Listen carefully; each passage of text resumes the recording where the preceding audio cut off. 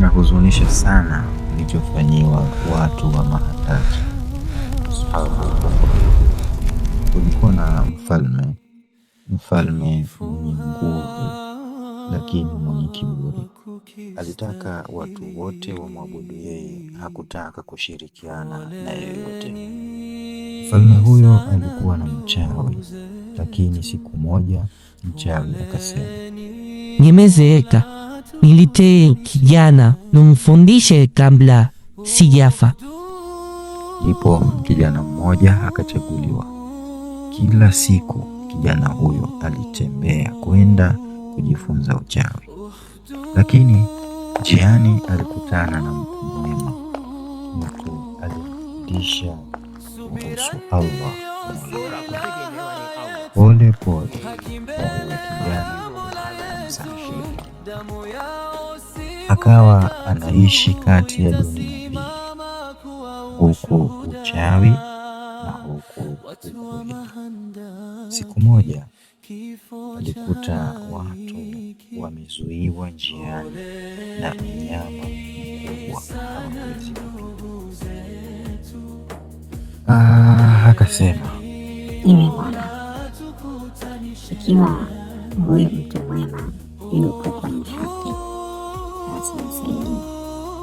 Akachukua jiwe akalirusha na mnyama akaanguka. Hiyo ilikuwa ni siku ambayo alipambanisha kujua nani yupo kwenye haki kati ya mchawi na mtu mwema. Hapo ndipo alipojua kuwa upi ni ukweli. Kuanzia siku hiyo kijana akawa anamtegemea Mola wake. Akaenda kumsimulia yule mtu mwema mwalimu wake. Mtu mwema yule akamwambia kwamba hakika umepata daraja ya juu kuliko hata mimi. Utapata majaribio. Utakapojaribiwa, tafadhali usinitaje.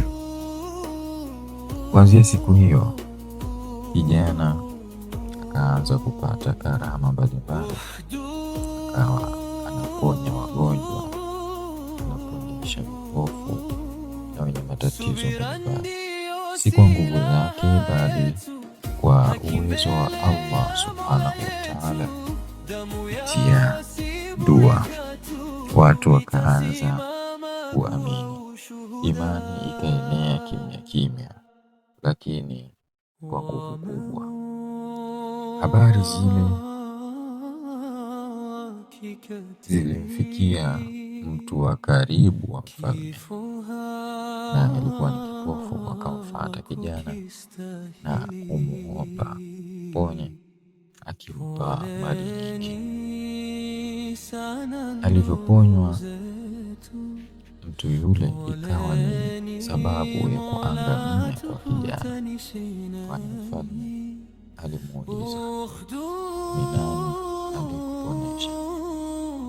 Akasema, nimeponeshwa na Mola wangu. Hapo hasira ya mfalme ikawaka. Watu wakaanza kuteswa, na wale waliokuwa wakishikilia imani yao hawakutetereka. Yule mtu akakamatwa, akaambiwa ataje. Alipopata yale mambo alikataa, akateswa sana. Baada ya mateso kuzidi, alimtaja yule kijana. Kijana naye akaitwa mbele ya mfalme, akateswa kwa kuteswa, mpaka ikafikia hatua akamtaja yule mtu mwema akaitwa na akatakiwa kubadilisha imani yake. Akauliwa. Kwa hivyo watu wawili wanauliwa mbele ya kijana. Kijana naye akatakiwa aachane na imani yake, amwabudu yule mfalme. Kijana alikataa. Alipelekwa juu ya mlima ili auawe. Alipofika huku, alipandishwa na wale askari wa mfalme, akamwomba Mwenyezi Mungu, ewe Mwenyezi Mungu, naomba unitosheleze kwa vile unavyotaka. Allahumma kfinihim bima shi'ta. Mwenyezi Mungu akamwokoa na wale wengine wakafariki baada ya mlima kutikisika. Kijana akarudi kwa mfalme, akaulizwa, wako wapi wale ambao ulikwenda nao? Akapewa watu wengine ili waweze kwenda kumuua. Akawaambia, hawa wa sasa waende wakamtupe baharini. Kijana akamwomba tena Mwenyezi Mungu, na hatimaye wakateketea waliokusudia kuua kama alikusudia. Kijana akarudi kwa mfalme. Mfalme akashangaa kuona kwamba anarudi peke yake. Akamuuliza, wako wapi wengine? Kijana akasema, huwezi mpaka ufanye nitakachokuambia. Kusanya watu wote, kisha useme kwa jina la Mola wa huyu kijana, ndipo utanipiga mshale. Mfalme akafanya hivyo, na kwa mara ya kwanza akautamka ukweli kwa mdomo wake mwenyewe. Mshale ukampata kijana na akafariki. Lakini hapo ndipo kila kitu kilibadilika. Watu wote wakasema kwa sauti moja, tumemwamini Mola wa kijana huyo. Mfalme akachanganyikiwa, hakuwa ameshinda. Kwa hasira akaamuru mashimo makubwa yachimbwe, yakawashwa moto mkali, na haya ndiyo mahandaki. Waumini wakaletwa mmoja baada ya mwingine, wakaambiwa waache imani yao, lakini walikataa. Wakatupwa kwenye mahandaki hayo ambayo yaliwaka moto mkali.